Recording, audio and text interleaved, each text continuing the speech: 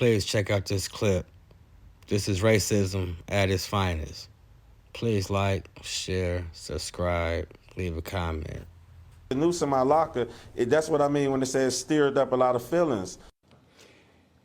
An African-American worker at a Northside beverage company says he was stunned to find a stuffed animal hanging from a noose in his work locker. Now he's filing a federal discrimination complaint against that company. Fox 32's Dane Placco reports the company says it was unaware of the allegations.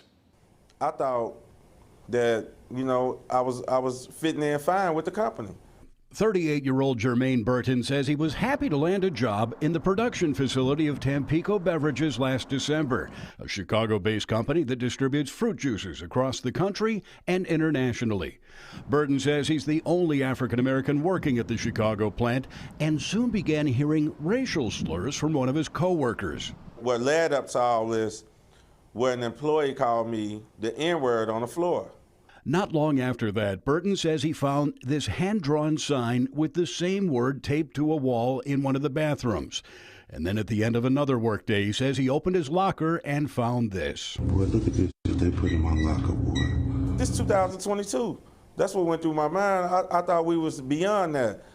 Burton says he had a clean work record and no disciplinary action from the company until he started complaining about the racial harassment. I showed them the video and the text message evidence that was going on. They just act like nothing was going on. They just basically tried to sweep it under the rug. So Mr. Burton came to us upset about how he'd been treated at work. Employment attorney David Fish filed a complaint earlier this month with the Federal Equal Employment Opportunity Commission, alleging racial discrimination against Burton and retaliation.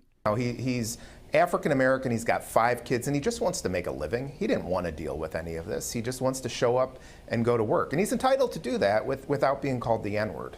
In a statement, a spokesman for Tampico Beverages said this is the first they've heard of the complaint, saying, "In our more than 30-year history in Chicago, we have very proudly employed an incredibly diverse and inclusive workforce and have successfully maintained a policy that strictly prohibits any kind of discrimination, harassment, or retaliation in our workplace.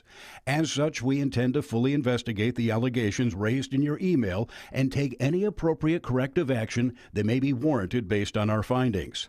It could take the EEOC up to a year to rule on Burton's claim. In the meantime, I just want to work in peace without being discriminated against. Dane Placco, Fox 32 Chicago.